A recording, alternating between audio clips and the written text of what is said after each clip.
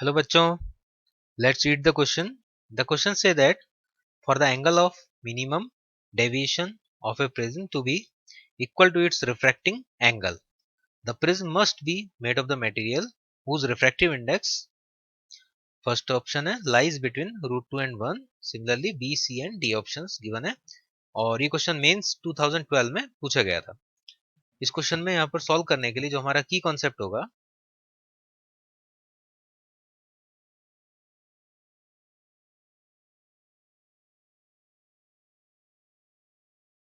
उसमें दो पार्ट होंगे। एक तो मिनिमम डेविएशन कंडीशन, तो मिनिमम डेविएशन के लिए R1 एंड R2 और I1 and I2 angles equal हो जाते हैं।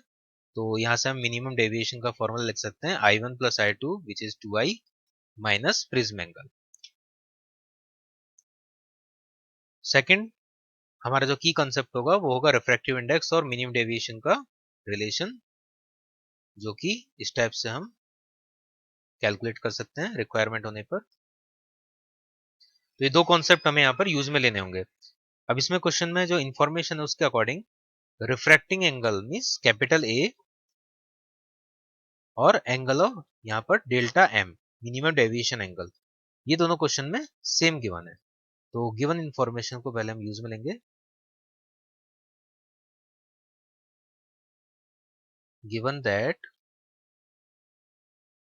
Delta minimum is equal to the prism angle, value यहाँ पर पुट कर देते हैं। उससे हम इंसिडेंट एंगल इजीली कैलकुलेट कर सकते हैं। तो incident angle will be equal to delta minimum plus A divide by 2 और delta A minimum capital A है, so it will be A plus A divide by 2 और we can say A. So incident angle हमें यहाँ पे ए मिल गया, first important point. Second यहाँ से हम म्यू कैलकुलेट करेंगे बिकॉज हमें मेनली रिफ्रैक्टिव इंडेक्स ही कैलकुलेट करना है।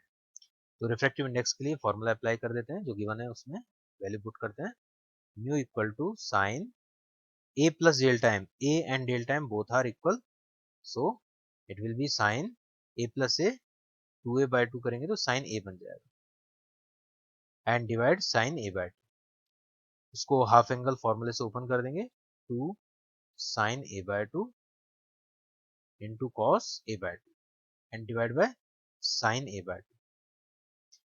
sin a by 2 will cancel out, so mu will be equal to 2 into cos into a by 2।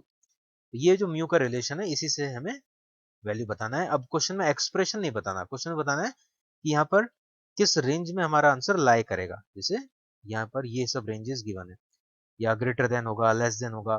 तो रेंज कैलकुलेट करने के लिए हमें मिनिमम और मैक्सिमम वैल्यू ए का पुट करना पड़ेगा। तो ए का मिनिमम मैक्सिमम वैल्यू आई पर डिपेंड करेगा। अब किसी भी प्रिज्म के लिए अगर हम एक प्रिज्म ड्रॉ करें, तो किसी भी प्रिज्म के लिए जो इंसिडेंट एंगल होता है नॉर्मल के साथ में, उसका अगर हम सबसे मिनिमम वैल्यू भी लेके चले आई मिनिमम, तो वो 0 डिग्री से कम तो हो नहीं सकता। और अगर आई मैक्सिमम लेके चले, यहाँ पर जो है मैक्सिमम एंगल बनेगा, तो वो मैक्सिमम टू मैक्सिमम 90 बन सकता है यहाँ पर जब लाइट ग्रेजिंग इंसिडेंस होती है। तो ये आई का मिनिमम और मैक्सिमम वैल्यू है, यही सेम ए का भी हो जाएगा because I equal to A, prism angle और इंसिडेंट एंगल सेम है।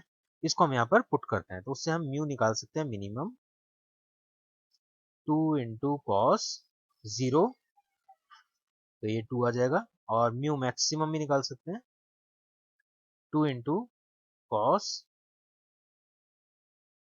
पाई by 2 divide by pi by 4, so it will be 2 into 1 by √2,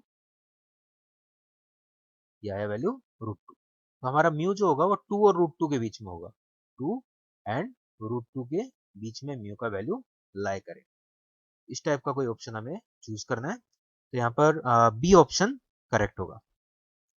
तो क्वेश्चन को सॉल्व करने के लिए हमने फर्स्ट ऑफ ऑल यूज में लिया concept that delta minimum A equal अगर है तो यहाँ पर इंसिडेंट एंगल और प्रिज्म एंगल सेम हो जाएंगे।